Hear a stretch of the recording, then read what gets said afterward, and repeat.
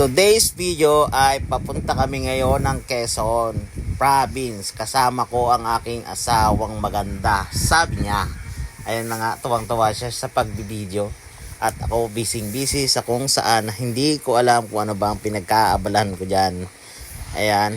At habang nagbiyahe kami, ay nakatulog silang dalawa. Yung asawa ko at ang kapatid ko. At samantalang ako ay busy sa pagbibideo na kung ano-ano. Medyo matagal-tagal na rin hindi kami nakakauwi ng Quezon, kaya medyo nakakamiss din talaga ang magbiyahe ng ganito kahaba. Nakakapanibago kasi doon sa Taiwan, nagbabiyahe kami mabilisan lang, 2 hours lang yung pinakamatagal. Ngayon, magbabiyahe tayo ng 7 hours. Kaya, PNO, baka naman, may discount yan.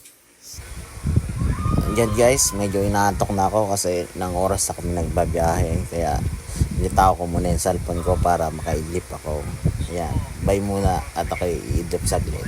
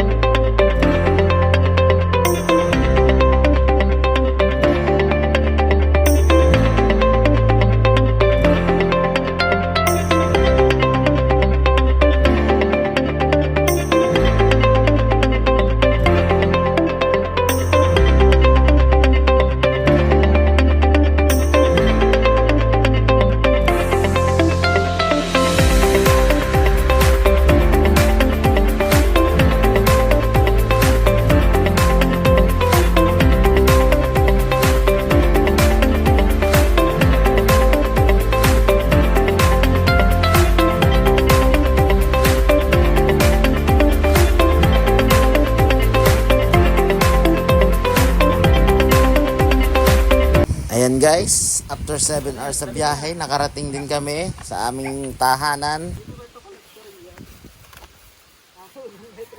Dada, mahalakad ka.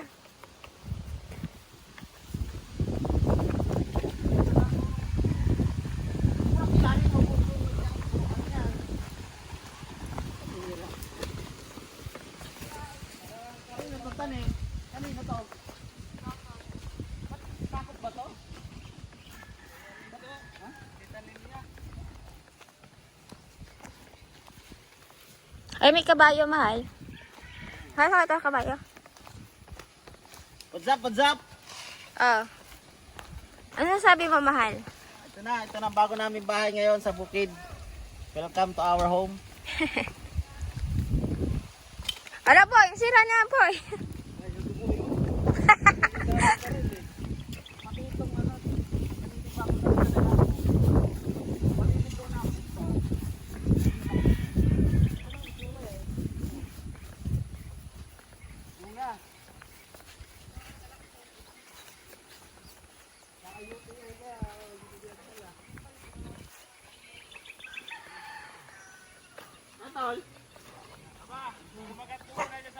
Mali aso.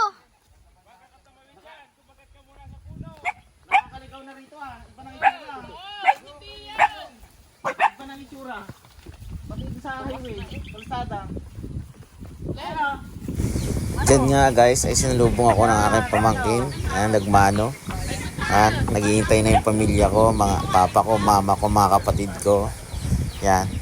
Expect na kasi nilang darating ako kasi nga nagchat ako sa GC namin. Yan, nagmano ako Hi pa. sa tatay ko, pati sa mama ko. Kala ko si Anding ito. Ay, Kamukha lang. Kamukha din. Kasing size. Malaki ka naman yan kay Anding. Mataas naman niya kay Anding. At syempre, pinuksan ko na ang box na aking padala kasi marami nang naghihintay. Yun. At dito nagtatapos ang ating video for today. Paalam! Please follow and subscribe. Baka naman. Pindot na lang ng subscribe button. Salamat!